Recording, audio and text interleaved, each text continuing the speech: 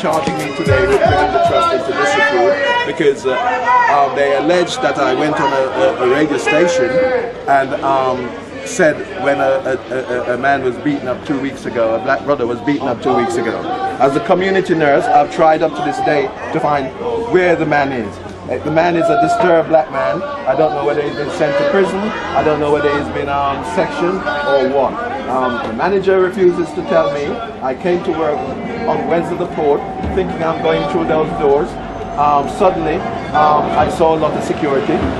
And as I went through the door, the manager, the senior nurse, said to me I must accompany him to his office. When I accompanied him to his office, he handed me a letter and said that I must leave the building forthwith. When I said no, I work here, I'm a community nurse, I will discuss it with you.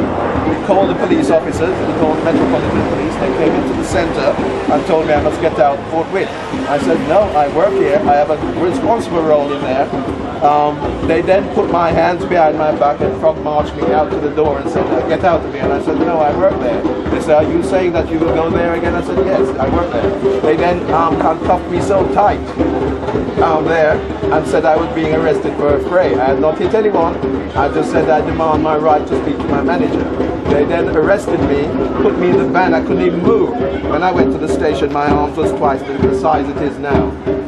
They had to stop in the middle of Coal Harbour Lane to take the handcuffs off because one of them had said to me, we're going to teach you that these are not bangles to be played with. He's crunched it into my flesh. My doctor has a report which showed that I had the damaged nerves and whatever, and my arms were swollen badly and what's called hematoma when blood was poured. My fingers went blue. They stopped in the middle of Coal Harbour Lane. They took 15 minutes resting to try and get the handcuffs off. They then took me, when they get the handcuffs off, my hand, I couldn't even move my hands. I was taken to Brixton Police Station, and then they said that basically, the sergeant said to me, this is ridiculous. You officers should be out there hunting drug dealers and muggers, and you go to the place and arrest a community nurse. Masonry. He then refused to charge me. I said, please put me in the cell because you brought me here in handcuffs like a criminal. You must charge me. He refused to charge me and said I must leave the station. I said I will not leave the station. He said the only way I can get put in the cell today by him is if I kill him. And so I eventually left the station. And so as a consequence of that, they then tried now today to claim that basically I have broken trust policy. It's another attempt from 2001 which they've harassed me because I am one of those kind of black men who do not bend. I have said that they treat the people adversely there, and I will get better improvement for them. I've asked them to help me in that process, but they're of a macho management technique that believes that basically they are some sort of viceroys of India, and mainly 90-odd% client group who comes there must behave in the way that they feel they should behave. Well, I put it this way, I qualified as a nurse in 1968. I've worked in GU in many, many clinics over the years for 20-odd years. I've been back at this place since 1999. And has that been the case ever since you've been back? That I've noticed this? Yes, it's endemic. You know, there is an attitude by a hardcore of senior managers that states that, you know, we are welcome here as patients. We're like cattle. This center is supposed to see 55,000 people a year, but I can tell you that 20,000 of those are never treated because when you go in there, you can wait up for 6 hours, and when you're fed up, you leave. But from the minute you walk in, you're clocked as having attended. So, you know, it suits them for that because basically you can come back the next day, you're clocked again. Some people have come 3 days running. It's called a lottery to be seen before they're seen, you know. I have started to be proactive and fight that and say, look, people must be seen. You cannot keep people waiting 6 hours and not see them. But that is the feeling of the management. And do you see a difference between the way black patients and white patients are treated? Yes, most definitely, because the white patients that come there, somehow many patients have been written to someone to stop. I want basically for that management to realize that in 2003, black people are human beings and they're citizens of this country. You know, that they act in there as if they believe that they're colonial masters and behave in such a way they look at me and have contempt for me and think that it's only a matter of time. If my brothers and sisters were not here to support me today, I would have long gone. And I pay a special tribute to Galaxy, who have fought a campaign with me for a long time. I'm glad to hear that Choice is here today, because I've tried several times to speak to your directors, Neil and others, to see me on there, because basically I'm talking about an issue. You should arrive outside the Caldecott on a Monday morning and see the amount of black people lying going down the road. And the lottery is that basically most of them won't be seen. And I want them to be seen, because they basically need to be seen. Because you read in the paper these days about the amount of chlamydia, about gonorrhea, and it's endemic in our community.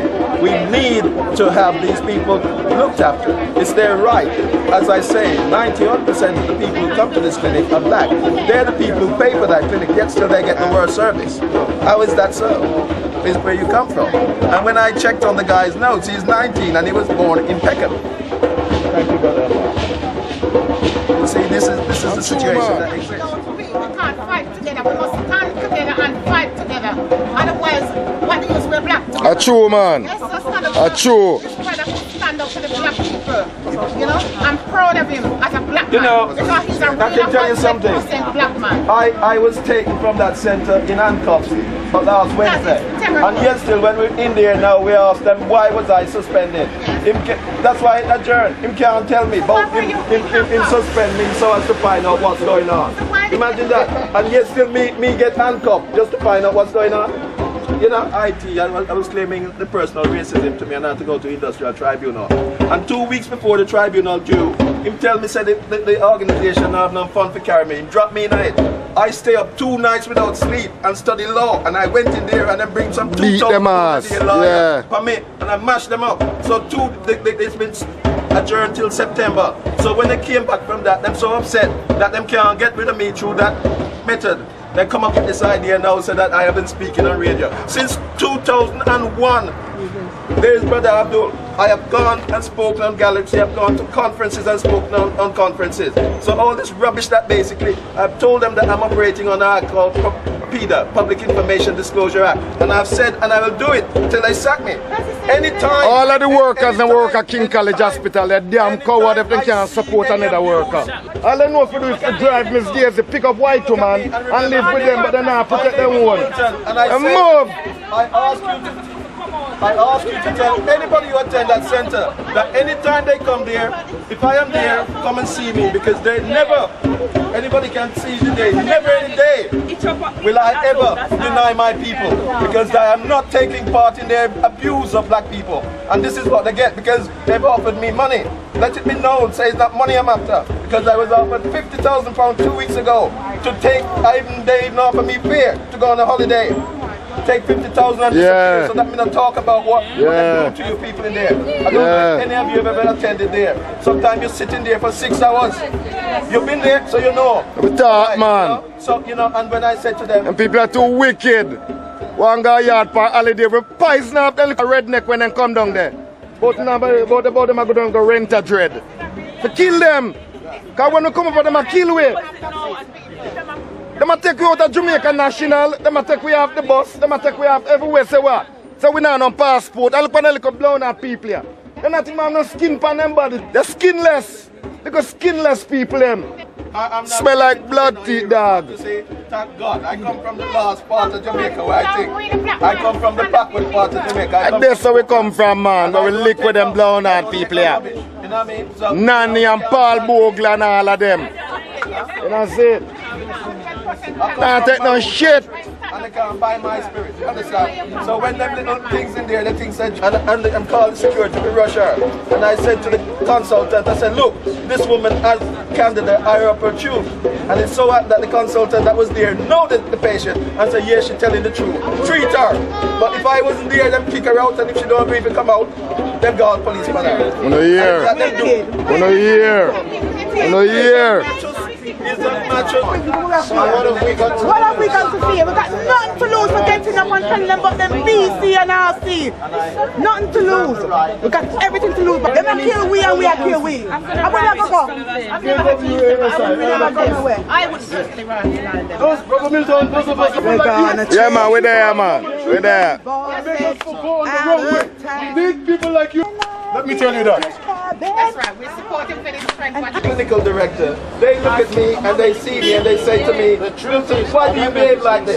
We have accepted you as one of us. I say you can accept me, but you cannot get me to accept the way you treat my brothers and sisters. Too much people sell yourself for £10. When you kill a man for £10, you sell yourself. You know? Let me show you. Start. Come here. That's Milton's son. Blessed. From Galaxy. Blessed the Virgin all the time. You know, it's just the work, you know, the whole fight, the whole liberation. Why am I left out? No, but you're still in it, man. You're still in it. You're still in it. Yeah, no, man, nothing special. Not left out. The camera gonna be here all the time and everybody. Nah, man, we are just pleasure. Abu JAHTATA Galaxy. All the time. You know, blessed. Blessed love my virgin, you know. Blessed love my virgin. Anna all the time. RFM? Yeah, man. Anna. My youth, blessed. Anna, it's a pleasure meeting the old man, and you know what I'm there. But it's the journey, you know. That's why we're there. Bless, man. Bless, you know.